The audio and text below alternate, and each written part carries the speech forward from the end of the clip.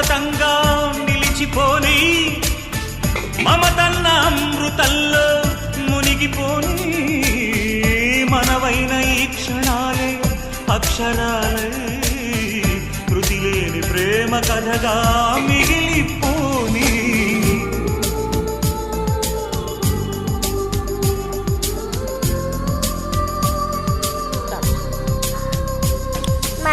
గగనానికి ఉదయం ఒకటి